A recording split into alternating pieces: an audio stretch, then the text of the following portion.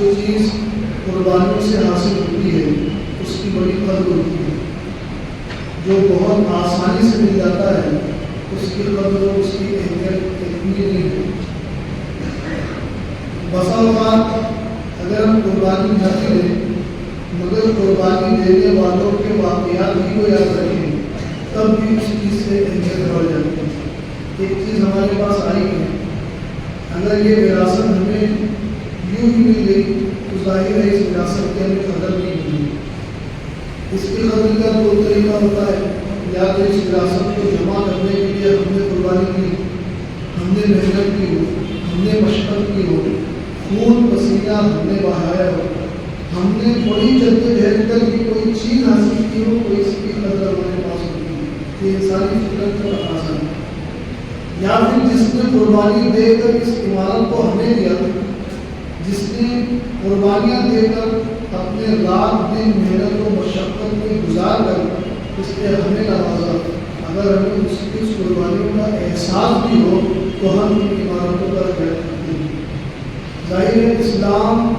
ایک ایسا مذہب ہے جس کے دامن میں شفقت ہے، محبت ہے، امن ہے، سکون ہے۔ اس مذہب کو جو ہمارے پاس آیا ہے اگر ہم اس زاویے سے دیکھیں تو ہم نے کوئی قربانی نہیں کی، ہم نے آگے بڑی کی، ہمارے سامنے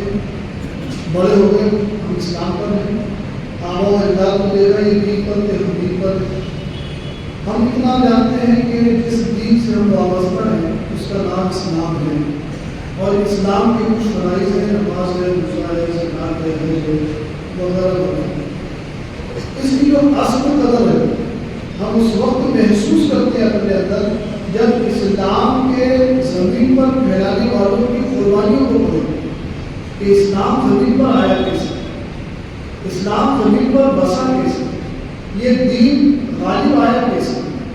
یہ الگ بات ہے کہ آج دنیا کا کوئی گوشہ ایسا نہیں، کوئی کونا ایسا نہیں جہاں اسلام نہ ہو، جہاں مسلمان نہ ہو۔ یہ آفاقی دین کیا بغیر قربانیوں سے لوگوں میں عام ہو گیا؟ یہ آفاقی دین بغیر قربانی دیے کیا لوگوں کے دلوں میں جاگزی ہو گیا؟ یہ آفاقی دین جس پر آج بھی ہمارا نوجوان جو دین کے احکام پورا کرنے کے لیے مسجد نہیں آتا مگر بات دین کی ہوتی ہے تو آج بھی وہ اپنی جان کا نذرانہ دینے کے لیے تیار ہو جاتا ہے۔ ایسی دین کی محبت کیسے آ جاتی ہے لوگوں کے اندر؟ ایک جوش دین کے نام پر وہ پیدا ہو جاتا ہے۔ اس کے پیچھے کی بات سمجھنے کی کوشش کریں۔ حضور پاک صلی اللہ علیہ وسلم آج جو موضوع پر دینا ہے، میری بھی عادت آپ لوگ جانتے ہیں کہ میں جوشیلی باتیں کرنے اور فنی خطابت سے میں اپنا مزاج دور رکھتا ہوں۔ میرا اپنا مقصد ہوتا ہے کہ قوم کے پاس کچھ پیغام جانا چاہیے۔ ہم فنی خطابت میں سے مشغول ہو جاتے ہیں اور خطابت کے فن کو سن کر واہ واہ کر کے پھر چلے جاتے ہیں۔ اصل جو نچوڑ ہوتا ہے بیان کا، خطاب کا جو صحیح نچوڑ ہوتا ہے وہ ہمارے ذہنوں میں رہنا چاہیے، وہ ہمارے اندر آنا چاہیے۔ صرف یہ نہیں کہ ایک موضوع کو ہم سننے کے لیے بیٹھ گئے، کیا ہوگا معلوم کرے کہ اسلام کی زندگی بدل میں کیا ہوگا، ہم تاکہ دیکھیں کہ صحابہ کا جذبہ کیا تھا، کس انداز سے تلواریں چلائی گئی، کس انداز سے جانوں کا نذرانہ پیش کیا گیا۔ اسے ایک فنی خطابت کے اعتبار سے سنا کر گزر جانا اور لوگوں کے ذہنوں پر ایک ماحول دے دینا کہ جب ایسی لگے گی پھر اس کے بعد بندے ہو جاتے ہیں۔ میں ہمیشہ کوشش کرتا ہوں کہ اس میں کوئی واقعہ دین کا ہو، کوئی آیت قرآنی ہو، رسول اللہ صلی اللہ علیہ وسلم کی کوئی حدیث ہو، کوئی پیغام ہو، تو میری کوشش یہ ہوتی ہے کہ ہمارے نوجوان اس کے اصل مواد کو سمجھیں، اس کے اصل پیغام کو سمجھیں، اور قرآن بھی بار بار اس کے اصل پیغام کی بات کرتا ہے۔ اسلام میں جوش اور ہوش کی جگہ نہیں، ایسا نہیں ہے، اس لیے کہ جوش اور ہوش یہ انسانی فطرت ہے۔ ہم کو جوش آتا ہے، آپ کو بھی جوش آتا ہے، سب کو جوش آتا ہے، مگر اسلام نے اس جوش کے اندر ایک پاکیزہ ہوش ڈالنے کی بات کی ہے۔ جوشیلی باتیں سن کر بالکل جذبات میں آ جانا یہ جوش کا حق نہیں ہے، یہ جذبات کا حق نہیں ہے، بلکہ جذبات کا حق یہ ہے کہ جس محبت سے اس جوش کو سنا جاتا ہے اسی فرد محبت سے اس پر عمل کرنا چاہیے۔ مہاراج آج اس موضوع پہ ہم بیٹھے ہیں کہ جنگ بدر کہ بدر کا معرکہ کیوں ہوا، اور قرآن مجید میں بارہا اللہ تعالیٰ نے کئی جگہ کے مقامات پر اشارتاً بھی بدر کا ذکر فرمایا ہے اور کئی صراحتاً بھی بدر کا ذکر فرمایا ہے۔ آج میں نے بھی اس آیت کریمہ کی تلاوت کی ہے سورہ آل عمران کی۔ اللہ فرماتا ہے کہ لقد نصرکم اللہ ببدر وانتم اذلہ، اے لوگوں یاد کرو، اے ایمان والو یاد کرو وہ بدر کا میدان جہاں میں نے تمہیں فتح دی، نصرت دی، کامیابی دی۔ وانتم اذلہ، اگرچہ تم بظاہر کامیاب ہونے کے لائق نہیں تھے، بظاہر تم تو بے کمزور تھے، کامیابی پانے کے لیے مرد مقابل کے لیے جن چیزوں کی ضرورت ہوتی ہے، جن اسباب کی ضرورت ہوتی ہے، وہ اسباب تمہارے پاس بظاہر نہیں تھے۔ مرد مقابل آپ کے ساتھ اگر کوئی تیر کمان کے ساتھ ہے، دھاتوں کے ساتھ ہے، تلوار کے ساتھ ہے، زیور کے ساتھ ہے، ڈھال کے ساتھ ہے اور آپ نہتے ہیں، تو بتائیے کامیاب کون ہوگا؟ ظاہر چیزوں کو دیکھیں، ظاہری صورت حال کو دیکھیں کہ آپ کے ہاتھ میں کچھ نہیں ہے اور مرد مقابل کے ہاتھ میں بھالا بھی ہے، تیر بھی ہے، کمان بھی ہے، ڈھال بھی ہے، تلوار بھی ہے، نیزہ بھی ہے، آپ کے پاس کچھ نہیں اور آپ کہیں کہ میں اس سے لڑ کر کامیاب ہو جاؤں گا۔ ظاہری صورت حال کو دیکھیں کہ ظاہری صورت حال نہیں ہے کہ جو زرہوں کے ساتھ ہو، اوزار کے ساتھ ہو، لیس ہو اپنے اسباب کے ساتھ، اور ہم پوچھتا ہوں تعداد میں دیکھ لیں، آپ تعداد میں 313 ہیں، یہاں تعداد 1000 کی ہے، یہاں 313 میں کچھ ہی تلواریں ہیں، کچھ ہی گھوڑے ہیں، کچھ ہی اونٹ ہیں اور کچھ ہی اسباب ہیں، کھانے کو بھی نہیں ہے، پینے کو بھی نہیں ہے، کچھ انتظام نہیں بظاہر، اور سامنے ہزار لوگ پورے اسباب جنگ جتنے ہوتے ہیں تمام جنگی اسباب کے ساتھ مہیا ہیں، کھانا پینا بھی ہے، عیش و عشرت کی محفلیں سج رہی ہیں، روز کر رہے ہیں، روز ہزار لوگ کھا رہے ہیں، شراب بھی پی رہے ہیں، ناچ گانے ہو رہے ہیں، عیش و عشرت کی تمام چیزیں مرد مقابل کے سامنے تمہارے پاس بتائی۔ تو ظاہری صورت حال دیکھیں تو 313 کے پاس کچھ نہیں تھا، 1000 لشکر کے پاس تمام اسباب موجود تھے۔ ظاہری صورت حال میں تو نہیں ہو سکتا کہ 313 ہزاروں کا مالک آ سکتے ہیں، مگر اللہ تعالیٰ نے جو منظر قائم کیا ہے بدر کا، اور اس بدر کے ذریعے اسلام کو جو غلبہ اللہ نے عطا فرمایا ہے، اسلام کو جو قوت اللہ نے عطا کی ہے، آج بھی اہل کفر بدر کا معرکہ سن کر پڑھ کر آج بھی کام چلے، وہ معرکہ اللہ تعالیٰ نے غلبہ بدر میں عطا کیا۔ بدر چونکہ ایک جگہ کا نام ہے جہاں ایک کنواں ہے، اس عالم بن عامر نامی شخص نے کنویں کو قائم کیا تھا، اس کنویں کا نام بدر تھا، اس نام کی مناسبت پہ اس علاقے کا نام بدر ہو گیا، بدر، اور یہ بدر جو ہے مکہ مدینہ کے درمیان میں آتا ہے۔ معرکہ بدر وقوع کیسے ہوا اس کو بھی سمجھیں اور اس سے پہلے کے پس منظر کو ہم سمجھیں۔ جیسے میں نے تمہید بانی کی جو چیز ہم حاصل ہو جاتی ہے بغیر محنت کے، بغیر کسی چیز کے، بس حاصل ہو گئی تو اس کی قدر نہیں ہوتی، انسانی فطرت ہے، جو محنت کر کے حاصل کی جاتی ہے اس کی قدر ہوتی ہے۔ اس کے پہلے کا منظر یہ کہ نبی کریم صلی اللہ علیہ وسلم سیرت کا تھوڑا سا پہلو ہمیں سمجھنا ہوگا تاکہ ہمیں بدر کا معاملہ سمجھ میں آئے۔ اللہ کے رسول صلی اللہ علیہ وسلم دعوت کو کرنے کے لگے، اپنی زندگی کے 40 سال پہلے مکہ کے بیچ میں ایک انسانی پیغام کے ساتھ رہے، محبتوں کا پیغام عام کیا، نفرتوں کو دونوں لوگوں کے دلوں سے نکالا، اپنی انسانی کردار کو رسول اللہ صلی اللہ علیہ وسلم نے لوگوں کے سامنے رکھا، لوگوں نے حضور کے اس کردار کو قبول بھی کیا، منسوخ بھی کیا، اور اتنا منسوخ کیا کہ وہ انہیں اپنی زبان سے صادق اور امین کہتے ہیں،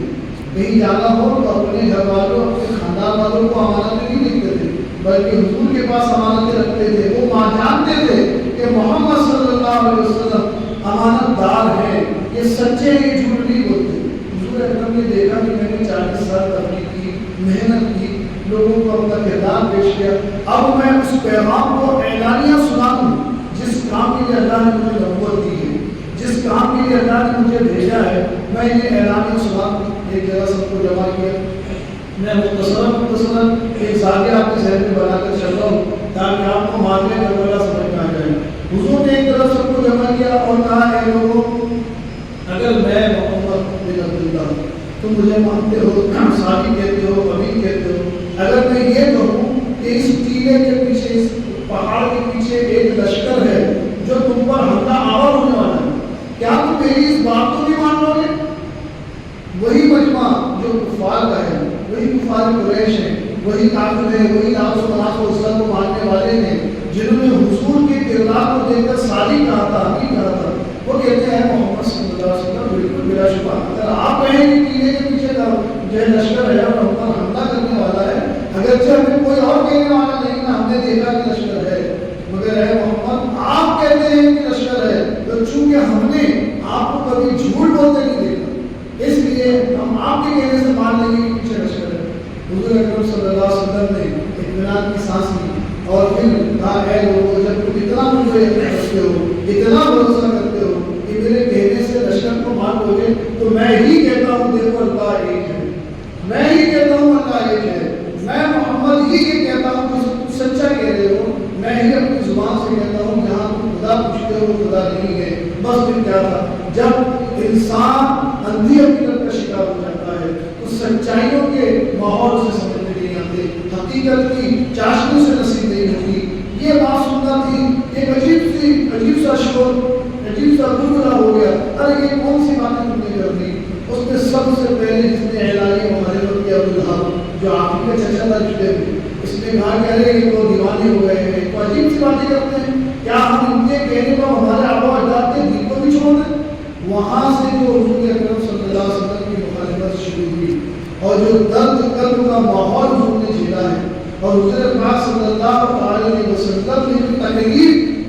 اس اعلائے حق کے لیے اٹھائی ہے، اس منظر کو بھی ہمیں یاد رکھنا چاہیے. شاب ابی طالب کا مارکہ بھی ہوا جہاں 3 سال تک حضور اکرم صلی اللہ علیہ وسلم، اس کے پہلے بھی کہ آپ نے 3 سال تک حضور اکرم صلی اللہ علیہ وسلم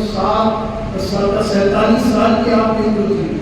47 سال میں حضور کا سوشل بائیکاٹ ہو گیا. جو لوگ حضور کی دعوت پر لبیک کہہ کر مسلمان ہو گئے، حضور کے ساتھ رہتے تھے، ان کا بھی بائیکاٹ ہو گیا. سوشل پورا بائیکاٹ، سماجی بائیکاٹ، نہ اس میں کوئی چیز خریدے گا، نہ کوئی چیز بیچی جائے گی، نہ ان کے پاس شام ابی طالب میں خرید کر دیا گیا. کوئی چیز باہر سے اندر نہیں آ سکتی، اندر سے باہر نہیں جا سکتا، کسی طرح کی کوئی مدد نہیں. کھجورے کھا کر، پیڑوں کے پتے کھا کر مسلمانوں نے وقت گزارا. عورتوں کی چھاتیوں سے دودھ سوکھ گئے، بچے کے حلق سوکھ جاتے تھے. حضور پاک علیہ السلام کا یہ سوشل بائیکاٹ کس وجہ سے کیا گیا؟ کیا حضور نے کسی کی جائیدادیں مانگی تھی؟ کیا حضور نے کسی کے ساتھ کچھ غلط کیا تھا؟ انہی سچے کہنے والوں سے سچی دعوت پیش کی تھی، مگر انہوں نے حضور کی دعوت کو نکار دیا. اور شاب ابی طالب کی وہ تکلیفیں اگر آپ پڑھیں کہ حضور کے ساتھ، ہاں اسی نبی کے ساتھ جس کے کہنے سے چاند کے ٹکڑے ہوئے، اسی رسول کے ساتھ جس کی اشارے سے سورج پلٹ کر آیا، اسی محبوب کے ساتھ جس کی دعاؤں سے آسمان سے بارشیں برسی، مگر آپ ذرا دیکھ کہ شاب ابی طالب میں اللہ تبارک و تعالیٰ ہر چیز پر قادر ہے. اللہ چاہتا تو اپنے محبوب کو اتنی دقتوں میں نہ گزارتا، اتنی تکلیفوں نہ دیتا. اتنی تکلیفیں کہ حضور پاک صلی اللہ علیہ وسلم سے سوشل بائیکاٹ کر دیا گیا. پھر وہاں سے آپ نکلے، جب آپ کی عمر 50 برس کی ہوئی، وہاں سے آپ نے 3 سال کے بعد شاب ابی طالب ختم ہوا. پھر حضور اکرم صلی اللہ علیہ وسلم کو اشارہ ہوا کہ اے محبوب اب تمہاری ہجرت کا وقت ہے، اب تم یہاں سے چلے جاؤ اور ہجرت مدینہ کرو. حضور پاک صلی اللہ علیہ وسلم نے کہا کہ طائف کی طرف سے چلے، اور طائف میں چونکہ کاروباری بہت اچھا رہا شروع سے، تو طائف کے کچھ لوگوں میں اگر طائف کے لوگ اسلام قبول کر دیں اور طائف کے کچھ سرداران اگر میری دعوت تبلیغ کو مان لیں گے تو مجھے بہت آسانی ہوگی. حضور پاک صلی اللہ علیہ وسلم کا جو شاب ابی طالب گزرا یہ بھی کم نہ تھا، مطلب وہاں جب آپ گزرے تو وہاں پہنچے، طائف کے 3 سرداروں پر حضور نے اپنی دعوت تبلیغ پیش کی، مگر تینوں میں بھی حضور کی توحید کی، حضور کا وہاں بھی دل دکھا. مقصد ابھی یہ بتانا نہیں ہے کہ حضور اکرم صلی اللہ علیہ وسلم کے ساتھ کیا کیا ہوا، مقصد بدر کیوں مارکیٹ آیا، کیوں وہ پذیر ہوا. اسلام دشمنی اتنی بڑھ گئی تھی کہ ابو جہل ہر وقت حضور کے قتل کی منصوبے بنا اور کہا تھا اس شخص ہی کو ختم کر دو جو اسلام کی بات کرتا ہے. وہاں سے حضور کو نکلنے کا حکم ہوا. طائف کے میدان کا وہ غمگین ماحول جسے اگر آپ دیکھیں کہ حضور پاک صلی اللہ علیہ وسلم وہ 3 سردار جن پر دعوت اسلام پیش کی گئی، بجائے یہ کہ وہ اسلام کو قبول کرتے یا دعوتی کو قبول کرتے، وہ انجام کا انہوں نے پیش کیا کہ اوباش لڑکوں کو، لیکن 9-10 سال 17 سال کے نوجوان اوباش لڑکے ہوتے ہیں، تو شرارت نہیں ہوتی اس عمر کے اندر، ان لڑکوں کو معاذ اللہ حضور پاک صلی اللہ علیہ وسلم کی توہین کے لیے معامل کر دیا دیوانہ دیوانہ پاگل پاگل کہہ کے ان کے پیچھے جاؤ اور اس سے کہو نہیں باتیں کرنے والا انسان آ گیا. کوئی ادھر سے حضور کے کپڑے کھینچتا, کوئی ادھر سے حضور کے کپڑے کھینچتا, کوئی حضور پہ پتھر مارتا, کوئی حضور کے پاس کچرے پھینک دیتا, کوئی حضور کے سامنے کانٹے بچھا دیتا, کوئی رسول اللہ صلی اللہ علیہ وسلم پر خنزیر کے خون ڈال دیتا. آقا کریم صلی اللہ علیہ وسلم نماز پڑھتے تو ان کی اوڑھیاں سجدے کے حالت میں ڈال دیتے. نہ جانے کیسی کیسی وہ تکلیفیں جسے انسان تصور میں بھی نہیں آ سکتا کہ کسی انسان کے اوپر کوئی انسان بھی ایسا کر سکتا ہے. ساری انسانی حدیں پار کر دی گئی. رسول اللہ صلی اللہ علیہ وسلم کی دعوت اسلام پر, دعوت و تبلیغ پر جو سزائیں دی گئی, تاریخ اس چیز کو کبھی نہیں بھلا سکتی کہ کیا ایک انسان جس نے نہ ہم سے جاگیریں مانگی, جس نے نہ ہم سے جانیں مانگی, جس نے نہ ہم سے مال مانگا, وہ تو صرف ہماری آخرت کی وفا کی بات کرتا ہے. وہ تو ہمیں اپنے ایک حقیقی رب کی دعوت دیتا ہے, بجائے اس کی دعوت کو قبول کرنے کے, اس کے پیغام محبت کو اپنانے کے. ان پر اتنے سارے ظلم کیے گئے. سرکار دو عالم صلی اللہ علیہ وسلم بہت دکھی ہوئے. پھر آقا کریم صلی اللہ علیہ وسلم نے مدینے کا فصل فرمایا. سرکار مدینے گئے, وہاں اللہ نے فرمایا جب یہ تم نے نہیں سمجھتے مگر تم جاؤ, تمہارے جالسات نے مدینے میں پیدا کیا. لوگ حضور پاک صلی اللہ علیہ وسلم کے انتظار میں تھے مدینے کے لوگ. جب حضور پہنچے صلی اللہ علیہ وسلم تو اہل مدینہ نے, انصار کی لڑکیوں نے وہاں پر گلے کے حضور کا استقبال کیا. بہت مشکل بات ہے کہ جب سرکار مدینہ میں داخل ہوئے تو لوگوں نے تعال بدلو علینا من ثنیات الوداع کی ترانے گا کر حضور کا پرجوش استقبال کیا. سرکار وہ تمام تکلیفیں بھول گئے جو طائف میں حضور پر واقع ہوئی, جو مکہ میں حضور کے ساتھ کیا گیا. یہ محبت مدینہ دیکھ کر حضور پاک علیہ السلام کی آنکھوں میں آنسو آ گئے. پروردگار, کہاں میں طائف پر پتھریں کھاتا تھا, اے اللہ تو نے میرے چاہنے والے مدینے میں پیدا کر دیا. اہل مدینہ نے حضور کا پرجوش استقبال کیا اور صرف ایک ہی سال کے اندر اللہ تعالیٰ نے مدینے کی پوری ریاست مدینہ قائم کرنے میں اللہ کی مدد فرمائی. ایک سال میں پورا مدینہ اللہ کے رسول کے کنٹرول میں آ گیا. اس وقت سے ایک ذہن یہ بھی ملتا ہے کہ دعوت و تبلیغ کے لیے جب تک آپ کے پاس اختیار نہیں ہوگا, اقتدار نہیں ہوگا, آپ نظام نہیں بنا سکتے. مکے میں اقتدار نہیں تھا, مکے میں اسلام کا نظام نہ بن سکا. طائف میں اقتدار نہیں تھا, طائف میں اقتدار نہ بن سکا. مدینے میں اللہ نے اقتدار عطا فرمایا. لوگوں نے استقبال کیا. جو ساتھ آئے ہوئے مسلمان وہ تمام اہل مدینہ سے ایک دوسرے کو اللہ کے رسول نے فرمایا سب آپس میں انسان والے بھائی بھائی ہیں, سب ایک دوسرے کے ساتھ رہ کر اب مدینے میں ریاست اسلام قائم ہو گئی. ابو جہل نے یہ ہمیشہ وہ دشمنی کرتا تھا, مجھے کہتا تھا کہ مدینے میں ریاست قائم کریے کہ آگے ہمیں مکے میں آئیں گے, تو ان کو مارو, کسی طرح ان کی ریاست کو ختم کرو. چھوٹی چھوٹی متبھیڑ باہر میں ہوتی رہتی تھی کیونکہ قافلے کے جو راستے پہ وہی تھے, شام کی جانب قافلے جاتے تھے, تجارت کی. ایک وقت ایسا آیا تمام اہل مکہ میں جتنے بھی سوداگر چھوٹے پہ رہتے تھے, تجارت کام کرتے دھندے والے, انہوں نے کہا کہ تمام لوگ اب چونکہ بازار بہت اچھا ہے تو تمام لوگوں نے اپنا مال ملک شام کی تجارت کے لیے دے دیا. اہل مکہ کا مزاج تھا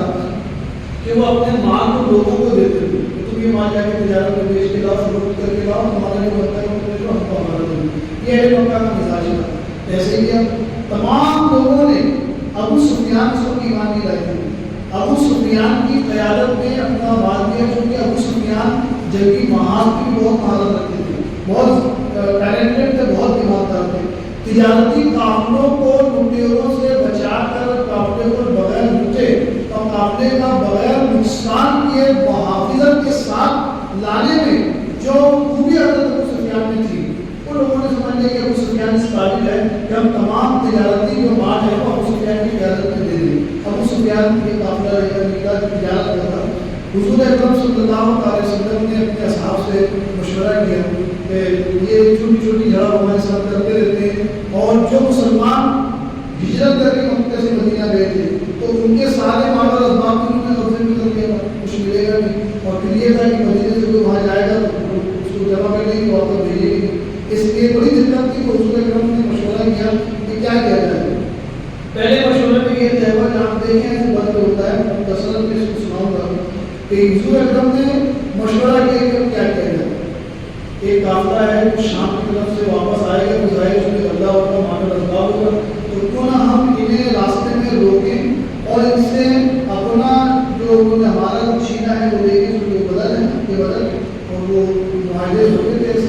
ان سے ہم اپنا لے لیں سامان، کیونکہ وہ ان کی بھی مسلمانوں کی لوٹتے تھے،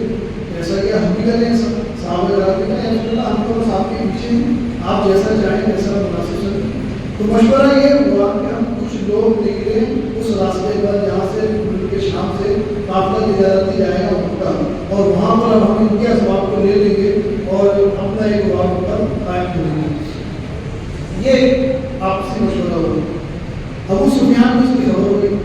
اس سے پہلے یہ سنیں کہ مکے میں آپ کی پھوپھی حضرت عاتقہ رضی اللہ عنہ، حضرت عبداللہ بن عباس کی بہن، آپ کی پھوپھی حضور صلی اللہ علیہ وسلم کی پھوپھی نے خواب دیکھا کہ ایک وہاں سے قلعہ ایک بہت بڑا ریزہ گرا اور وہ بکھر کر اس کا ایک ٹکڑا مکے میں آ کے ریزہ ریزہ ہو گیا، اور اس نے ایک خواب کو سنا دیا۔ حضرت عبداللہ نے دوسروں کو سنا، ایسے سنتے خواب جو ہے وہ جہل کے پاس چلا گیا۔ اس خواب کی تعبیر یہی تھی کہ اب مکہ جو ہے یہاں سے ختم ہوگا، مسلمانوں کی ریاست بنے گی، مانا بنتا تھا، وہ اس کی تعبیر ہوتی ہے۔ ابو جہل نے کہا کہ اچھا اب بنو ہاشم قبیلے میں ایک نبی کافی نہیں تھا، جو عورت میں بھی جو ہے نبوت کے اثرات آنے لگے تھے، تنزیہ طور سے کہا۔ قبیلے بنو ہاشم کی عورتوں نے حضرت عبداللہ بن عباس سے کہا کہ یہ مرحوم اپنے مردوں کو تو بولتا ہی ہے، اب یہ اتنا خبیث ہو گیا کہ اپنی عورتوں کو بھی بولے گا، تم اس کے لیے کچھ نہیں کرتے۔ حضرت عباس فرماتے ہیں کہ میں اسی جوش میں نکلا گھر سے، کیا ابو جہل کی خیر نہیں۔ جب میں نے دیکھا تو ابو جہل بے تحاشا دوڑ کر بھاگنے لگا۔ میں سمجھے مجھ سے ہی ڈر کے بھاگ رہا ہوں کیونکہ میں نے اسے ماننے کا عہد کیا، مگر معلوم ہوا کہ نہیں، مکہ کے اندر جو قافلہ آنے والا تھا تجارتی، اس قافلے کو اہل مدینہ نے لوٹنے کے لیے پکڑ لیا۔ یہ خبر افواہ جو تھی پھیلا دی گئی، جبکہ ایسا نہیں ہوا تھا۔ ابو جہل نے اس کو پروپیگنڈا بنایا، جبکہ ایسا نہیں ہوا تھا۔ ہوا یہ کہ اس کو ابو سفیان کو پتہ چل گیا کیونکہ وہ بڑے مائنڈیڈ تھے، انہوں نے اپنے قافلے کے راستے کو بجائے مدینے کی جانب سے آنے کے سائڈ سے دوسرے راستے سے ان کو راستہ پتا تھا، اس راستے سے گھوم کر تھوڑا دور سے ہو کے انہوں نے اس قافلے کو روانہ کر دیا۔ حالانکہ زمزم غفاری نامی شخص کو آپ ابو سفیان کی بھیجا تھا کہ ہمیں خطرہ لاحق ہو رہا ہے کہ بیچ میں ہم پر حملہ نہ ہو جائے، لہٰذا تم مکہ والوں سے کہہ دو۔ اس وقت جب قافلہ ڈوب جاتا تھا تو اس قافلے کی خبر دینے کے انداز ہوتا تھا، ایک طریقہ ہوتا تھا، وہ یوں ہوتا تھا کہ بیان کرنے والا اپنے سواری کے کان اور ناک کو کاٹ دیتا تھا اور اپنے کپڑوں کو بوسیدہ کر دیتا تھا۔ اس کی علامت ہی سے لوگ سمجھ جاتے تھے کہ ہمارا قافلہ ڈوب گیا، یہ ایک انداز ہوتا تھا۔ تو زمزم کے فارغ شخص نے ایسا ہی کیا، اس نے اپنے اونٹ کے کان ناک سب کاٹ دیے اور اپنے بھی کان کاٹ دیے، اپنے کو لہو لہان کر دیا اور پیچھے سے اپنے کپڑے بوسیدہ کر دیے، پھاڑ ڈالے اور مکے کے ٹیلے پہ بڑوں بچے کے اعلان کر دیا، اے لوگوں، اے مکے کے لوگوں، تمہارے قافلے ڈوب گئے، خراب ہو گئے، تم برباد ہو گئے، لوٹو اپنے قافلے کو بچانے کے لیے، اپنے قافلوں کی مدد کے لیے۔ یہاں سے ابو جہل نے ماحول بنایا کہ اب موقع ہے ان مسلمانوں کو ختم کرنے کا، کیونکہ آپ لوگ جوش میں ہوں گے، مال سب پر لگا ہوا ہے۔ اس نے تمام اہل مکہ کو کہا دیکھو ان چند مسلمانوں نے ہماری مالیت کو لوٹ ڈالا، ہماری مالیت کو خراب کر دیا، اب موقع ہے کہ ہم ان سے اپنا مال بھی لیں واپس اور ان کو صفحہ ہستی سے مٹا دیں۔ پورے قافلے کو اس نے تیار کیا، لوگ تو جوش میں تھے، بالکل کہہ رہے ہیں سب، تمام لوگ جوش میں آ کر سب نے اہل مکہ میں تیاری کی، تقریباً 1000 سے زائد لشکر تیار کیا گیا، جو تمام اونٹوں کے ساتھ لدے ہوئے مال تھے، اسباب تھے، اوزار تھے، ساری چیزوں سے لیس جو ایک جنگ کا ماحول ہوتا ہے کی طرح جنگ میں تیاری کی جاتی ہے، اسی انداز سے ابو جہل چونکہ اس نے پلان کر لیا تھا موقع مسلمانوں کو صفحہ ہستی سے مٹانے کا۔ لوگ پہنچے، آگے راستے پہنچے ہی تھے، راستے ہی میں تھے کہ ابو سفیان کا دوسرا پیغام پہنچ گیا کہ اہل مکہ سے جا کر کہہ دو کہ اطمینان سے ہو جاؤ، ہمارا قافلہ محفوظ ہے، میں دوسرے راستے سے نکل گیا ہوں۔ اور وہ پیغام بھی اس کو پہنچ چکا تھا، یہ پیغام بھی پہنچ چکا تھا کہ ہمارا مسلمانوں کو سامنا نہیں ہوا ہے، لہٰذا وہاں سے واپس لوٹ جاؤ۔ مگر چونکہ ابو جہل نے جو چنگاری پیدا کی تھی،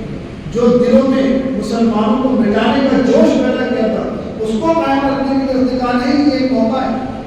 ہمارے گرچہ قافلے محفوظ ہو گئے مگر اب ہم آئے ہی نکل گئے گے تو ان مسلمانوں کو اپنا رعب دے دیں گے، تاکہ اہل مکہ میں بھی اپنی واپس دھاس بیٹھے اور مدینہ میں بھی ہماری دھاپ کو ان کو سب سے خراب مٹا دو، جو ہمارے لوگوں کو ہمارے غلام کو برا کہتے ہیں۔ ابو جہل نے جوش دیا، ابو جہل نے جوش دلایا اور اس جوش سے اسلام کو ختم کرنے کی ان کے دلوں میں ایک آگ سی جلا دی۔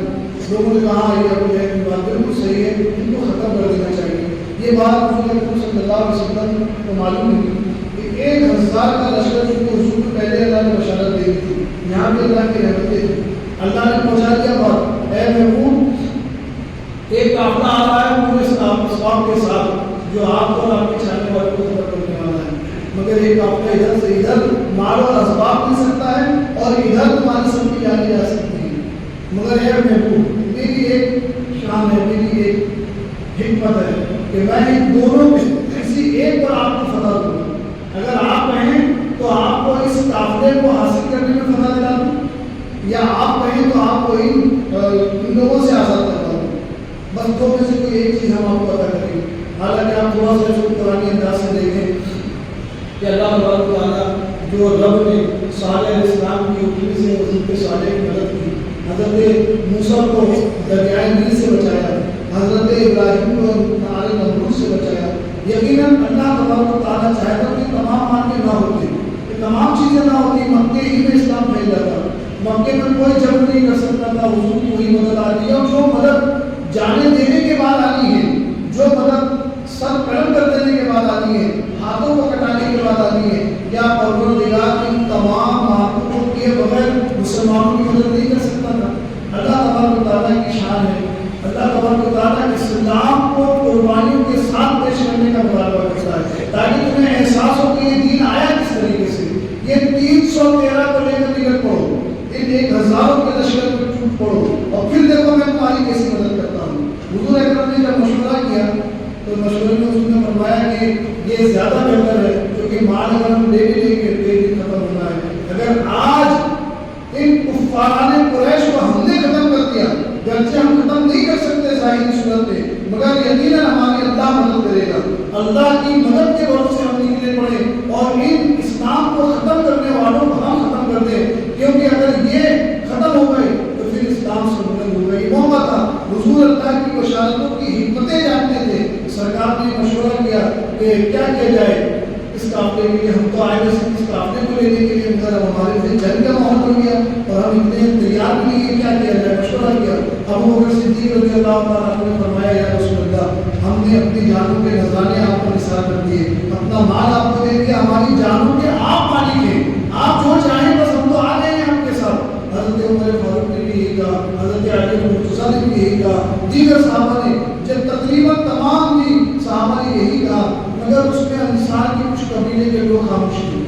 اس کی وجہ تاریخ میں یہ بیان کی ہے کہ جب انصار سے آپ ملے، مدینہ میں جب استقبال ہوا تو اہل مدینہ نے آپ سے وعدہ کیا، انصار قبیلے نے آپ سے وعدہ کیا، سرکار آپ ہمارے پاس آ گئے ہیں، اب آپ کی اور آپ کے آنے والے مسلمانوں کی جان کی محافظت ہماری، ہم جان دے کر آپ کو بچائیں گے، مگر اہل مکہ آپ پر ہاتھ نہیں اٹھا سکتے، آپ پر آنکھ نہیں کھول سکتے، آپ کی طرف دیکھ نہیں سکتے۔ تو معاہدہ یہ تھا کہ مدینے پر اگر وہ حملہ کریں گے تو ہمیں، تو حضور نے یہی خیال فرمایا کہ اب لڑائی جو ہونی ہے مدینے سے باہر ہونی ہے، بدر کے اندر ہونی ہے۔ اب مدینے والوں نے تو یہ کہا ہے، تو حضور بار بار کہتے تھے مجھے مشورہ دو، یا ایھا الناس اشیروا یا ایھا الناس، مجھے مشورہ دو،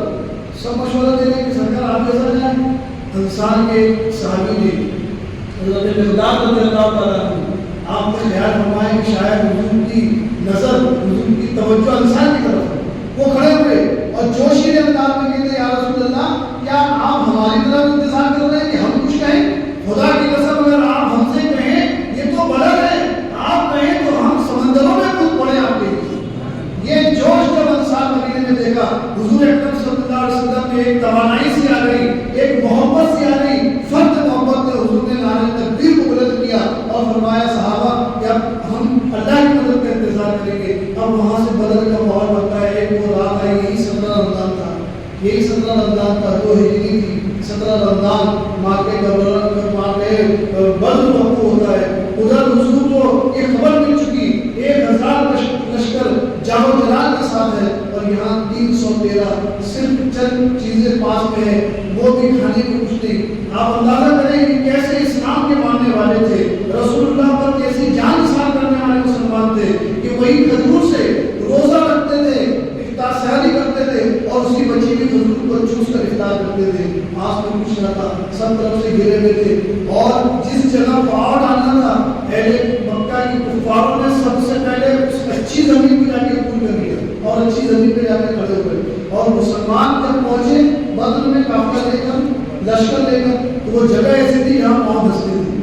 جہاں گھوڑوں کی پاؤں دھسیں گے، انسان کے ہم لڑے تو لڑے بھی کیسے، ہر طرح سے کمزوری تھی، نہ اسباب تھے، ہتھیار تھے، کچھ نہیں تھی، طاقت بھی نہیں تھی، کھانے پینے بھی نہیں تھے، بھوکے تھے، پیٹ پر پتھر باندھنے والے لوگ، یہ بھوکے رہنے والے 313 اللہ پر صرف بھروسہ کر کے چلے گئے اپنی جانوں کا نذرانہ پیش کرنے، کچھ پاس کا اسباب نہ تھا، مگر یہ بھروسہ تھا کہ جس کالی کمری والے کے پیچھے ہم آئیں گے یہ ہمیں آخرت تک ہمارے ساتھ لے جائے گا۔ یہی محبت رسول تھی، یہی اسلام کی محبت تھی جو نے ثابت قدم رکھی، اور مسلمانوں نے کہا کہ ہم اللہ کی مدد کے انتظار میں۔ رسول اللہ صلی اللہ علیہ وسلم نے اس منظر کو دیکھا تو حضرت ابوبکر صدیق فرماتے ہیں رضی اللہ تعالیٰ عنہ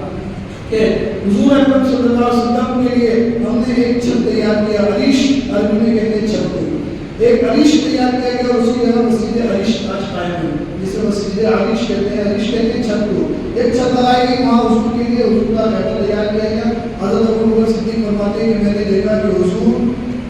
سجدے میں گئے اور اللہ تبارک و تعالیٰ کی بارگاہ میں رو رو کر دعائیں کر رہے ہیں، پروردگار یہ آج تیرے بندے تیرے دین کی محافظت کے لیے نکل گئے، اور اے اللہ جو حضور نے تاریخی دعا کی تھی، تاریخی دعا کی تھی، حضور نے فرمایا تھا کہ پروردگار کہ طائف کے میدانوں میں گالیاں کھا کر میں نے ان کو تیار کیا، میں نے مکے میں گالیاں کھا کر ان کو تیار کیا، طائف کے میدانوں میں میں نے لوگوں کی زبانوں سے تانے سنے، پتھر کھائے، خون بہائے، نہ جانے کیسی تکلیفیں میں نے اٹھائی، تو جانتا ہے پروردگار اس طرح محنتیں کر کے میں نے تیرے کچھ توحید پرستوں کو تیار کیا ہے جو تیرے ایک ہونے کی گواہی دیتے ہیں، بس جو میرے ساتھ بدل میں ہیں یہی تیرے ماننے والے ہیں، اگر آج یہ ختم ہو گئے تو صبح قیامت تک تجھے خدا کہنے والا کوئی نہ ہوگا۔ اس انداز سے حضور نے دعا فرمائی۔ حضور اکرم صلی اللہ علیہ وسلم کا دعا فرمانے کا اہل بدر کے لیے وہ انداز تھا کہ حضرت ابوبکر صدیق فرماتے ہیں کہ حضور کا وہ والہانہ انداز، وہ رو رو کر خدا کی بارگاہ میں استغاثہ پیش کرنا، میرا دل سب پگھل گیا۔ میں نے محبت کے ساتھ حضور اکرم کے کندھے پر ہاتھ رکھ کر کہا یا رسول اللہ صلی اللہ علیہ وسلم آپ فکر نہ کریں، حسبی اللہ حسبی اللہ، اللہ ہمارے لیے کافی ہے، اللہ ہمارے لیے کافی ہے، آپ کی بات دائرہ نہ جائے گی، اللہ ہماری ضرور مدد فرمائے گا۔ حضور اکرم صلی اللہ علیہ وسلم دعا میں مشغول ہی تھے، دعا ہی کر رہے تھے، شام کا وقت آیا، موسیقا دھار بارش ہو گئی، حضور سر سجدے سے اٹھائے، مسکرا کے کہتے ہیں ابوبکر دیکھو اللہ کی سب سے پہلی مدد بدر میں آ گئی پانی کی شکل میں، پانی گرا، پانی گرنے سے کیا ہوا، جو زمین کافروں کی طرف اچھی تھی تمام پانی سے ریت بہ کر ادھر چلی گئی، اور ادھر کی زمین نیلازار ہو گئی، ادھر کی زمین اچھی ہو گئی، ایک مدد اللہ کی مدد میں ہی آئی۔ پھر حضور اکرم صلی اللہ علیہ وسلم نے سب کو سجدے میں ڈالا، پھر دعائیں کرتے رہے۔ حضرت علی فرماتے ہیں کہ ہم نے دیکھا کہ مسجد عریش میں حضور اہل بدر کی کامیابی کے لیے دعا ہی کرتے تھے۔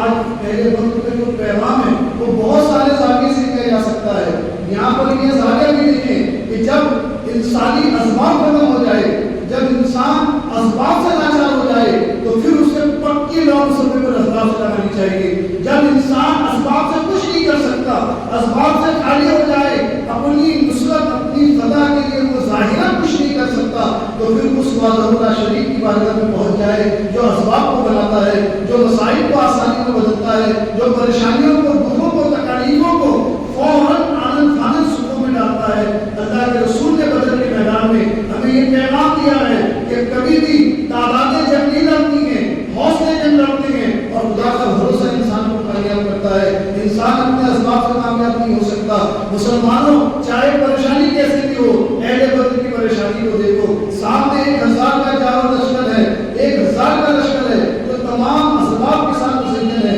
اور یہاں 313 ہے، کھانے کے لیے سحری کے انتظام نہیں ہے، افطار کے انتظام نہیں ہے، لڑائی کے مقابلے کے لیے اوزار نہیں ہے، مگر بھروسہ ہے کالی کرنے والے پر، بھروسہ ہے اللہ وحدہ شریف پر کہ ہم جس اللہ رسول کے لیے آئے ہیں وہ اللہ رسول ہمیں کامیابی دلائیں گے، اور جب اللہ رسول پر بھروسہ کیا جاتا ہے تو تکالیفیں دور ہو جاتی ہیں۔ رسول اللہ صلی اللہ علیہ وسلم دعائیں کرتے رہے، دعائیں کرتے رہے، پھر آپ نے دیکھا اٹھے سجدے سے اور مسکرایا، فرمایا ابوبکر دیکھو اللہ کی دوسری نصرت بھی آ گئی، میں دیکھ رہا ہوں کہ اللہ نے اہل بدر کی مدد کے لیے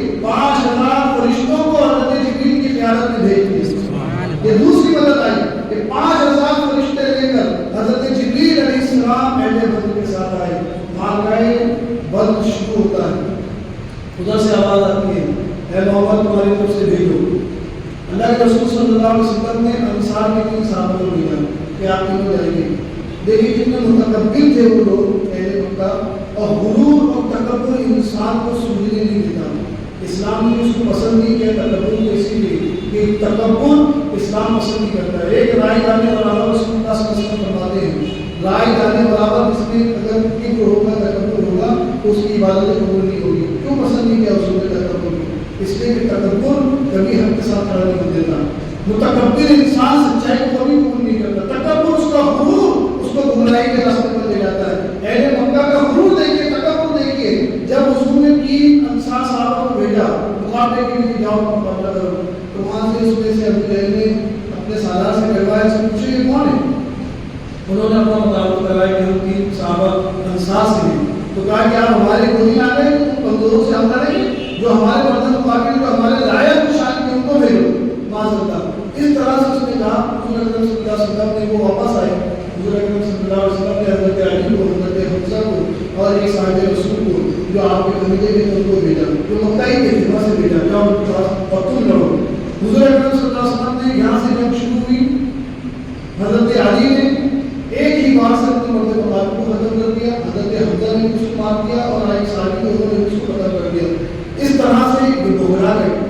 ایک طرف سے یہ لگا کہ ہم نے شروع ہو گئے، حضور پاک صلی اللہ علیہ وسلم نے اپنے صحابہ سے کہا کہ تم بھی آگے بڑھو، اور حضور صلی اللہ علیہ وسلم نے پھر دعا کے لیے پہنچے۔ حضرت علی رضی اللہ عنہ فرماتے ہیں کہ میں ان کافروں کو مارتا جاتا اور مار کر جب میں حضور کو زیارت کے لیے آتا کہ آؤں اس پیارے رسول کا چہرہ دیکھ کر پھر اپنے اندر ایک جوش لے کر جاؤں، کیونکہ رسول کی زیارت ہی تھی تو صحابہ کو لڑاتی تھی، حضور کے چہرے کی زیارت بھوک کا احساس ختم کرتی تھی، حضور کے چہرے کی زیارت پیاس کی شدت کو ختم کرتی تھی۔ ایسے عاشق رسول تھے کہ جن کی بھوکے رسول کے چہرے کو دیکھ کر ختم ہوتی تھی، جن کے چہرے کو دیکھ کر جن کی پیاس کی شدت کو بھول جاتے تھے۔ حضرت علی فرماتے ہیں کہ میں لڑ کر نڈھال ہو جاتا اور کئی کافروں کو واسطے جہنم کر جب میں نڈھال ہوتا تو میری طبیعت چاہتی کہ آؤ اس پیارے رسول کے چہرے کو دیکھو۔ حضور کو میں دیکھنے کے لیے آتا تو میں کیا دیکھتا کہ حضور اس علیش میں، مسجد علیش میں سربا سجود ہوتے اور خدا سے یہی کہتے اے اللہ میرے مسلمانوں کی مدد فرما، اے اللہ بدر کے لوگوں کی مدد۔ یہاں رسول مدد کے لیے خدا کو پکار رہے ہیں اور وہاں بدر میں اللہ فرشتوں کے ذریعے مدد فرما رہا ہے۔ صحابہ کہتے ہیں جب جنگ ہوئی، بات صحابہ نے بتایا، صحابہ کہتے ہیں کہ جس کا سر ہم قلم کرنے والے ہوتے اس سے پہلے اس کا سر قلم ہو جاتا، جس کے بازو ہم کاٹنے والے ہوتے اس کے پہلے اسی کا بازو پڑ جاتا۔ ایک صحابی آئے، ٹوٹی تلوار یا رسول اللہ، یہی تلوار میرے پاس تھی، یہ تلوار ٹوٹ گئی۔ مسجد علیش کے خیمے ہی میں سے حضور نے ایک چھڑی نکالی اور اس صحابی کو دی اور کہا لے جاؤ یہ چھڑی تم چلاؤ، یہ تلوار کا کام کرے گی۔ اس صحابی رسول نے اس چھڑی کو چلایا، رسول اللہ کی کرام کی تاثیر دیکھیں کہ وہ چھڑی تلوار کا کام کرنے لگی۔ ایک صحابی رسول آئے رسول سرکار کی بارگاہ میں، یا رسول اللہ دشمن کا ایسا وار مجھے لگا کہ دیکھیں میری آنکھ کی ڈھیریں باہر آ گئے۔ حضور اکرم نے اس آنکھ کی ڈھیروں کو پکڑا، اپنا لعاب دہن لگایا اور واپس اس آنکھ کی جگہ لگا دیا، فرمایا جاؤ اللہ تمہاری مدد کرے۔ وہ صحابی فرماتے ہیں کہ میری عمر کے ساتھ ساتھ میری قدرتی ایک جو آنکھ صحیح تھی اس کی روشنی تو ختم ہوتی گئی، مگر جو آنکھ رسول اللہ نے لگائی تھی وہ میری آخری وقت کا ساتھ دیتی رہی۔ ایسے معجزات کو حضور نے کیے، اللہ کی مددیں بھی بدل کے آئی۔ اس انداز سے بدل کے مارکا ہوتا ہے۔ 2 چھوٹے ننھے بچے جن کا تاریخ میں بہت نام آتا ہے، حضرت معاذ اور حضرت معوذ رضی اللہ تعالیٰ عنہ۔ آپ اندازہ کریں یہ وہ سپاہی ہیں اسلام کے جنہوں نے یہ طے کر کے میدان بدر میں گئے تھے کہ آج اسلام کو غالب ہی کرنا ہے، آج دشمنان اسلام کو ختم کرنا ہے، جن کے پاس ظاہر کچھ نہیں تھا، بھروسہ تھا خدا پر، اعتماد تھا رسول اللہ پر کہ ہمارا قائد اللہ کا رسول ہے، ہمارا قائد رسول اللہ ہے، اور جس کی قیادت پر اتنا یقین تھا کہ انہوں نے اپنے اسباب کو نہیں دیکھا کہ بظاہر ہمارے پاس کچھ نہیں، مگر ہمارے پاس وہ طاقت ہے کہ وہ مصطفیٰ کریم ہے، ان کی زبانوں سے فرشتوں کی آمد ہوتی ہے۔ وہ معاذ و معوذ حضرت ایک صحابی رسول کے پاس پہنچے، حضرت عبدالرحمن بن عوف رضی اللہ عنہ انصار صحابہ میں سے پہنچے، کہنے لگے کہ کیا آپ ابو جہل کو جانتے ہیں؟ حضرت عبدالرحمن بن عوف نے کہا کہ یہ چھوٹے چھوٹے 13 سال 12 سال کے بچے ہیں، ان کا جوش یہ ابو جہل کے بارے میں اتنی جوش کے انداز میں پوچھتے ہیں تو تمہیں کیا کہا؟ کہ ہم نے سنا ہے کہ اس نے رسول اللہ کو بہت ستایا، ہم نے سنا ہے کہ اس نے رسول اللہ کے بڑے قتل کے انتظام کیے ہیں، ہم نے سنا ہے کہ اس نے رسول اللہ کی بڑی توہین کی ہے، ہم نے سنا ہے کہ وہ رسول اللہ کو گالیاں دیتا ہے، ہمارے رسول کو گالیاں دیتا ہے۔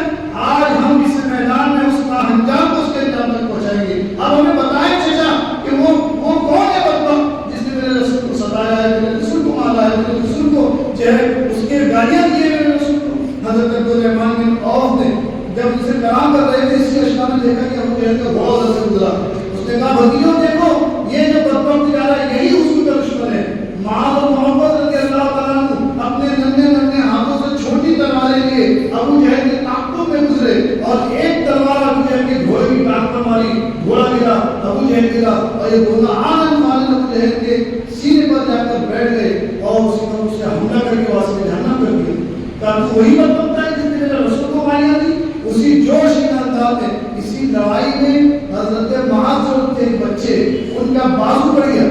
اور بازو کٹنے سے ایک چمڑی رہ گئی جس وہ ہاتھ چلانے میں تکلیف دے رہا تھا۔ جذبہ ایمانی دیکھیے، محبت رسول ہو کیسی ہو، حضور کی محبت دیکھیے کہ وہ 13 سال کے ننھے بچے میں میدان جنگ میں جب ہاتھ کٹ کے چمڑی پر لٹک جاتا ہے تو اپنے پاؤں سے ہاتھ کو پکڑ کے جھٹکا دے کر اس چمڑی کو بھی نکال دیتے ہیں اور اپنا ہاتھ ایک طرف کرتے ہیں اور پھر وار کر کے ابو جہل کو مار دیتے ہیں۔ ابو جہل کی سینے پر جب یہ بیٹھے تکبر کا انداز دیکھیے، متکبر کیسے ہوتے ہیں دیکھیے، کبھی یہ ہدایت کا پیغام نہیں ملتا۔ متکبر کا ابو جہل کیا کہتا ہے کہ مجھے موت سے ڈر نہیں لگتا مگر مجھے افسوس اس بات کا ہے کہ کمسن بچوں نے مجھے مارا تھا، مجھے افسوس اس بات کا ہے کہ کمسن بچوں سے میری موت واقع ہوئی۔ اور پھر اس کے بعد ابو جہل کہتا ہے بچوں اگر میرا سر قلم کرنا ہے تو تھوڑا نیچے سے کرنا تاکہ سر قلم ہونے والوں میں میری گردن اونچی ہو۔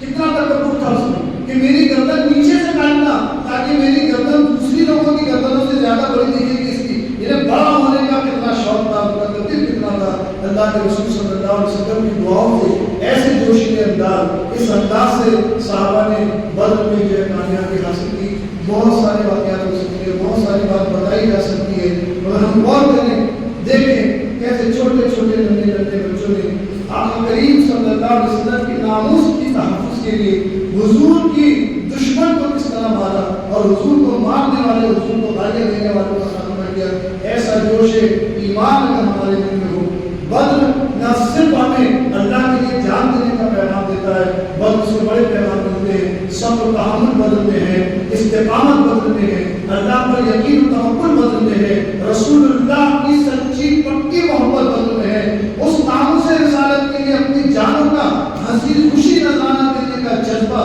بدر سے ملتا ہے۔ ناموس رسالت کے لیے اپنے اور اپنے بچوں کی جان کو قربان کرنے کا جوش بدر کے میدان میں ملتا ہے۔ اپنے آپ کو خدا کے سپرد کر دینا اور پھر ماں سوا خدا کے بالکل بھول جانا اور اللہ پر اپنے آپ کو ڈال دینا، ایسا جذبہ، ایسا جوش بدر کے میدان سے ملتا ہے۔ بدر کا میدان وہ ایسا میدان تھا کہ اللہ تبارک و تعالیٰ نے فرشتوں کے ذریعے بدری مسلمانوں کو کامیابی عطا فرمائی اور اسلام کا وہ شجر نمودار ہوا، اسلام کا وہ ماحول بنا کہ اہل مکہ بدر سے ہمیشہ خائف کرتے تھے۔ کبھی مسلمانوں سے لڑنے کے لیے، مسلمانوں کی چینوں پر حملہ کرنے کے لیے کبھی ہمت نہیں کرتے تھے، ان کی ہمتیں نہیں ہوتی تھی۔ جب اگر کبھی وہ تیاری کرتے کہ کچھ مسلمان اکیلے جا رہے ہیں ان پر حملے کریں تو انہیں بدر یاد آ جاتا، اس لیے کہ بدر میں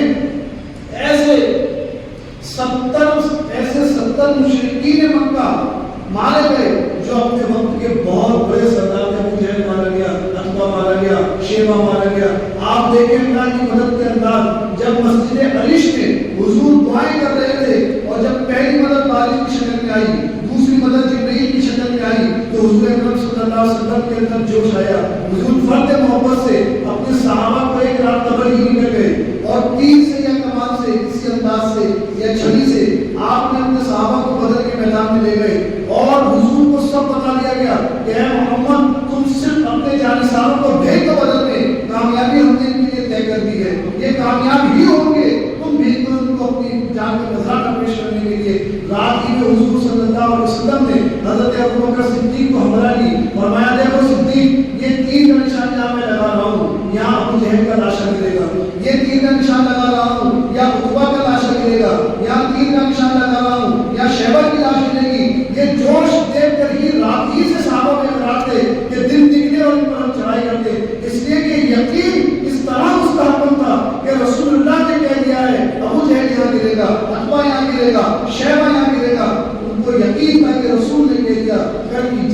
کامیابی فتح و نصرت ہمیں کو ملنی ہے۔ اسی جوش کے ساتھ صحابہ کرام نے جنگ بدر میں اپنی جانوں کی نذرانے پیش کی۔ کوئی 14 صحابہ شہید ہوئے اور 70 لوگ قید کیے گئے جو بڑے بڑے سرداران تھے۔ ایسے لوگ تھے کہ جن کا صرف جنگ میں کسی ایک کا بھی نام آ جاتا تھا کہ اس جنگ میں یہ ہے۔ ابو جہل کا ہی نام آ جائے کہ فلانا جنگ میں ابو جہل ہے تو مرد مقابل ڈرتے تھے۔ اہل قریش کی جنگجو حالت بڑی مضبوط تھی، وہ بڑے مارکہ آلائیوں سے واقف تھے تو مرد مقابل ڈرتے تھے اہل قریش سے۔ اور یہ تو ایسی جنگ تھی کہ تمام اہل قریش کے جتنے ہم اپنے انداز میں جتنے دھرندر تھے سب تھے، جتنے بڑے بڑے جنگ میں محاذ کو سمجھنے والے، جنگی محاذ کو سمجھنے والے،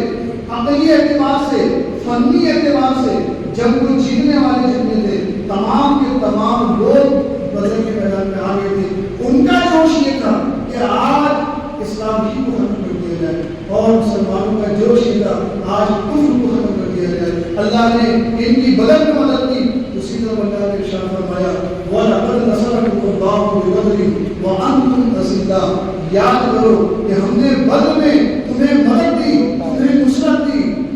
تمہیں نصرت دی، ہم نے بدر میں تمہیں نصرت دی، تمہیں مدد دی، تمہیں کامیابی دی۔ حالانکہ تمہاری حالت یہ تھی کہ تم بہت کمزور تھے۔ تم دیکھو کیا 313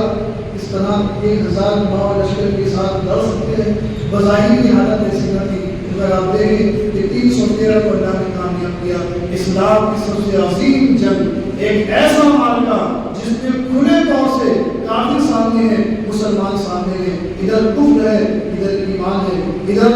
اہل کفر ہے، ادھر اہل ایمان ہے۔ بس اسلام کی یہی ثبوت ہے، یہی اسلام کی جاننے ماننے والے کتنے ہی ہیں، وہ 1000 یہ سوچ لے کر بیٹھے تھے کہ آج 313 کو ختم کر دیں گے تو اسلام صفحہ ہستی سے مٹ جائے گا۔ اور یہ 313 جوش کے ساتھ پورے جاؤ لشکر کے ساتھ اللہ پر یقین کر کے ان 1000 لشکریوں کے ساتھ جا کر کھڑے ہوئے اور اللہ نے ان کو فتح دی۔ نصرکم اللہ، لقد نصرکم اللہ، یقین تم یاد کرو ہم نے تمہیں فتح دی کہ بے وقت بدر پر بدر میں کیسے فتح دی کہ 1000 فرشتوں کو حضرت جبریل کے ذریعے بھیجا۔ ایک آواز آتی تھی کے میدان میں، صحابہ پریشان ہوتے تھے یہ آواز کس کی ہے؟ وہ آواز ہوتی تھی بڑھو آگے بڑھو آگے بڑھو، یہ آواز کس کی تھی؟ حضور سے کہتے یا رسول اللہ آوازیں آتی ہیں مگر آواز والے نظر نہیں آتے۔ سرکار فرماتے ہیں صحابہ اللہ کی مدد اتر گئی ہے، یہ جبریل کی آواز ہے کہ اپنے لشکر سے کہتے ہیں آگے بڑھو، یہ جبریل کی آواز ہے جو اپنے لشکر سے کہتے ہیں آگے بڑھو۔ اس انداز سے اللہ نے اہل بدر پر اہل بدر کی مدد کی۔ دوستوں اسلام اور قربانیوں کے ساتھ ہمارے پاس آئے۔ بانی اسلام محمد عربی صلی اللہ علیہ وسلم نے بڑی تکلیفیں اٹھائی تھیں۔ وہ رسول جس کی شان میں اللہ نے دعا کہا، وہ رسول جس کی شان میں اللہ نے یاسین کہا، وہ رسول جس کی عظمت اللہ نے مزمل و متصل کی بیان کی، جس کی شان یہ ہے کہ اللہ کہتا ہے کہ تیرے علاوہ کوئی اور ایسا شان والا نبی نہیں، مگر اس رسول نے پتھر کھائے اسلام کی سرگردی کے لیے، اس رسول نے گالیاں سنی ہیں اسلام کی سرگردی کے لیے، اس رسول نے تانا سنا ہے اسلام کی بقا کے لیے۔ وہ رسول چاہتے، حالانکہ آپ میں نے کہا کہ مجھے بہت سی باتیں نہیں بتائی، اس لیے میں مقصد بتانا چاہتا ہوں۔ اگر واقعہ نگاری کرتا تو ہم کو بہت بات کم پڑتا۔ رسول کریم جب پتھر کھاتے تھے تو پہاڑوں کے فرشتے بھیجے جاتے تھے، میرے رسول سے کہو کہ اتنی تکلیف نہ اٹھاؤ، تم کہہ دو یہ فرشتے پہاڑوں کو ملا دیں گے، ان پر پتھر پھینکنے والے بھی تباہ ہوں گے۔ مگر اس وقت حضور کہتے تھے نہیں، میں رحمت عالم بنا کر بھیجا گیا ہوں، میں تو ان پر رحمت بنا کر بھیجا گیا ہوں۔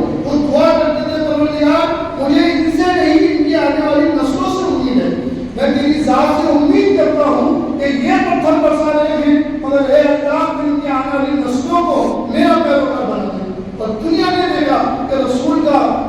حضور کا وہ صبر کام آیا۔ حضور نے اپنے اس اختیار کو کہ وہ پہاڑوں کو بھیج دیتا، پہاڑ ان کو دبا کر ختم کر دیتا، فرشتوں کو بھیجتے، فرشتے پانی برسا کر انہیں بہلا دیتے، آگ کے فرشتے آگ برسا کر انہیں ختم کر دیتے، مگر حضور اکرم نے اپنے رحمت للعالمین کا ساری ثبوت دیا کہ یہ ان پر پتھر برسا رہے، یہ میری قوم میرے مقام کو نہیں جانتی، مگر میں امید رکھتا ہوں کہ ان کی آنے والی نسل۔ دوستوں میں بارہا کہتا ہوں کہ حضور کا یہ صبر، حضور کا یہ پیغام جو طائف کے میدان میں تھا کہ ظلم کرنے والوں کو بد دعا دے کر نہیں، دعا دے کر اپنا بنایا، ظلم کرنے والوں کو بلکہ محبت سے ان کے دلوں کو جیتا اور رسول کی بارگاہ میں ان کی ہدایت کی طرف کی، اور اس دنیا نے دیکھا کہ یقیناً انہیں کی اولادوں نے اسلام کو سنبھالا۔ آج اسلام فتح یاب ہوا پوری زمین پر۔ یہ اسلام رسول اللہ جانتے تھے کہ جس اسلام کی جتنی بڑی کامیابی ملنی ہے اتنی بڑی قربانی دینی ہوگی، اور اتنی بڑی قربانی میرے سوا کوئی نہیں دے سکتا۔ بانی اسلام نے گالیاں کھائیں،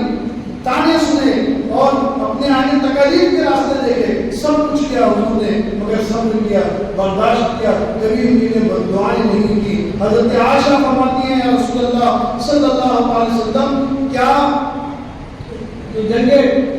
ایک جنگ کا ذکر فرمایا، کیا اس جنگ سے بھی زیادہ تم پر کبھی کوئی تکلیف گئی؟ حضور اکرم صلی اللہ علیہ وسلم نے فرمایا کہ اے عائشہ، مجھے سب سے زیادہ تکلیف اس وقت ہوئی جب تیری قوم نے مجھے گالیاں دی۔ میری دعوت تو تھی اللہ ایک ہے، اور ان کی جانب سے جواب تھا کہ مجھے دیوانہ پاگل کہتے تھے، گالیاں دیتے تھے۔ مجھے سب سے زیادہ اس وقت تکلیف ہوئی جب تیری قوم نے مجھے گالیاں دی، میرے سامنے کشرے ڈالے، میرے کپڑے کھینچے، مجھے دعوت اللہ کے عوض میں مجھے گالیوں سے دیا، لوگوں نے مجھے گالیوں سے دی، مجھے مارا، میرے پتھر مار کے میرے جسموں کو خون سے آلود کر دیا۔ میرے لیے سب سے زیادہ تکلیف کے وقت وہی تھا۔ فرماتے ہیں عائشہ، دین کی تبلیغ میں جتنی تکلیف مجھے ہوئی ہے 1,24,000 انبیاء میں کسی کو نہیں تکلیف ہوئی۔ جس کا مقام سب سے بڑا ہوتا ہے، جس کا امتحان سب سے بڑا ہوتا ہے، جس کا ایمان جتنا مضبوط ہوتا ہے اس کا امتحان اتنا مضبوط ہوتا ہے، جو جتنا بارگاہ الہی کا مقبول ہوتا ہے اسے اتنی آزمائشوں میں ڈالا جاتا ہے۔ اسلام سر بلند ہوا ہے رسول اللہ کے صبر سے، اسلام سر بلند ہوا ہے حضور پاک کی استقامت سے، اسلام کو سر بلندی ملی ہے حضور پاک کی رحمت للعالمین سے۔ اگر سرکار وہ صبر آزما جو انسان کے خیالوں سے بھی پرے ہے، جو انسان کے تصور سے بھی ہٹ کر ہے، ان صبر آزما تکلیف سے دقتوں سے نہ گزرتے تو یہ اسلام جو ہمیں نظر آ رہا ہے یہ نہ ملتا۔ وہ 313 جو بھوکے اور پیاسے، جو ایک ہی کھجور سے افطار سحری کرتے، ایک ہی کھجور سے افطار کرتے، جو اپنی جانوں کو رسول اللہ پر نچھاور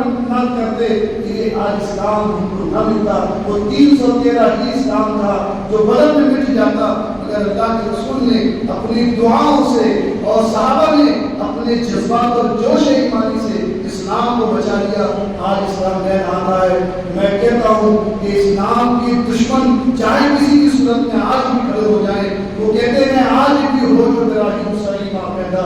آج کر سکتی ہے انداز برس کا پیدا۔ ایمان کی کمی ہم کو کمزور کرتی ہے، کبھی بھی تعداد سے انسان نہیں کامیاب ہوتا، جاؤ لشکر سے انسان کامیاب نہیں ہوتا۔ یہ بدل نے ہمیں بتا دیا کہ اوزار ہو نہ ہو،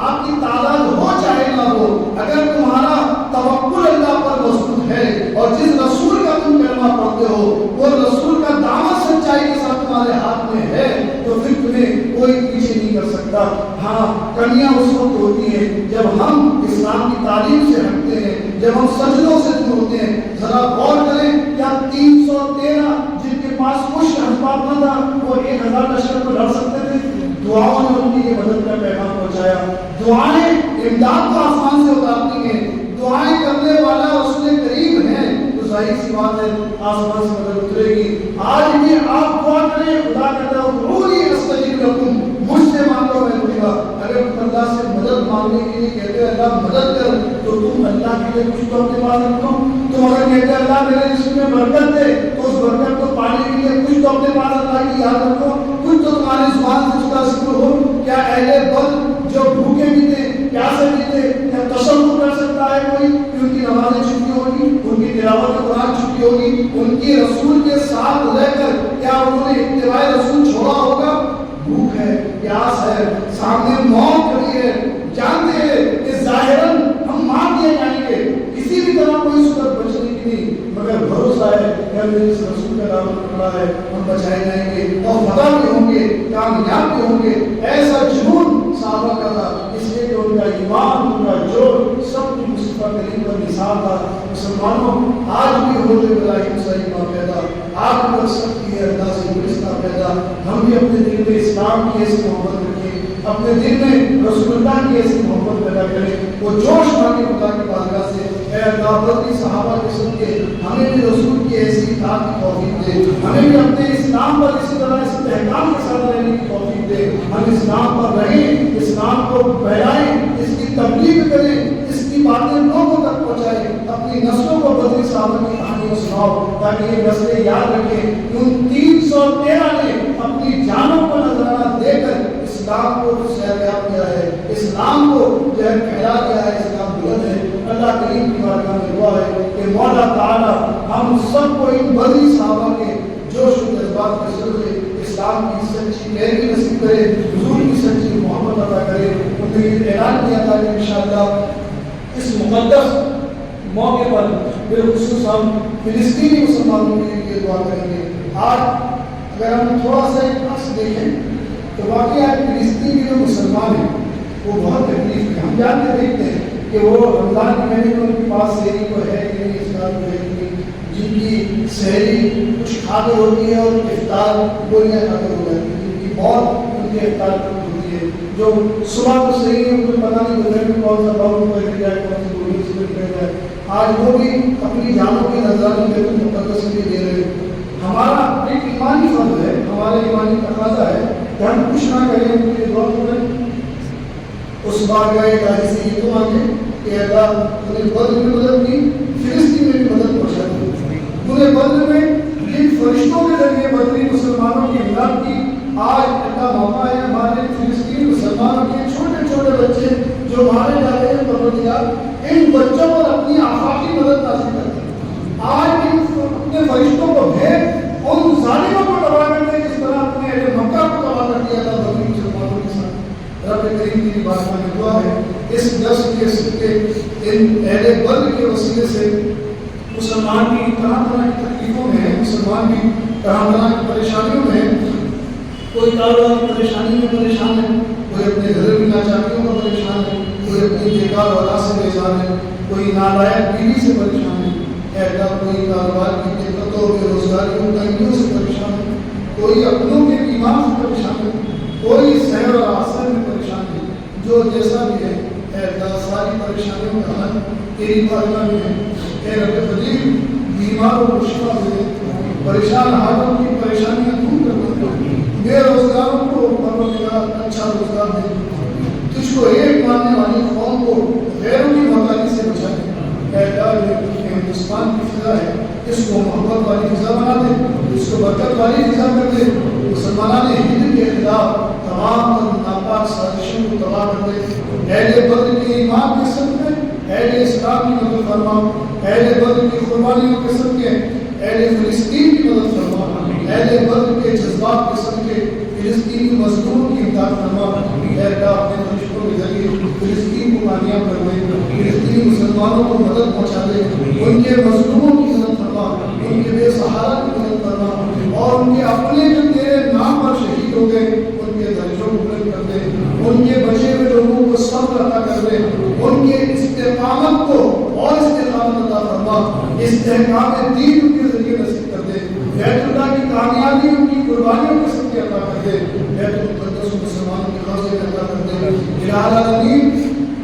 تیرے نامور بندے ہیں، بے عمل بندے صحیح مگر تیری وحدانیت کے قائل ہیں، تیرے ایک ہونے کو مانتے ہیں۔ الہ العالمین اپنی رحمتوں کے دروازے فلسطین کے لیے کھول دے، فلسطینی مسلمانوں پر اپنی مدد اور نصرت قائم کر دے۔ ربنا تقبل منا انك انت السميع العليم ربنا واجعلنا مسلمين لك ومن ذريتنا ربنا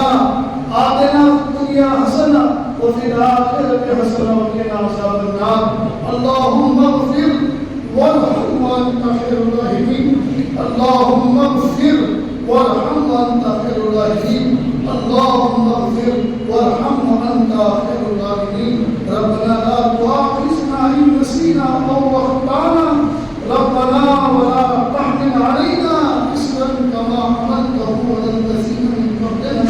ربنا ولا تحملنا ما لا طاقة لنا به واعف عنا واغفر لنا وارحمنا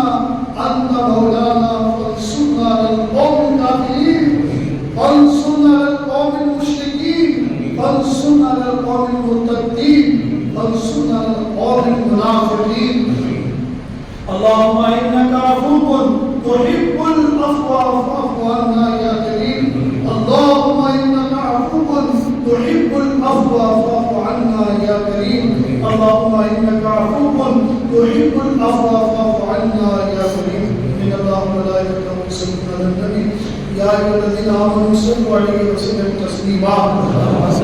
اللهم صل على سيدنا مولانا محمد وعلى آل محمد وآله وسلم صلاة وسلام عليك يا رسول الله سبحان ربك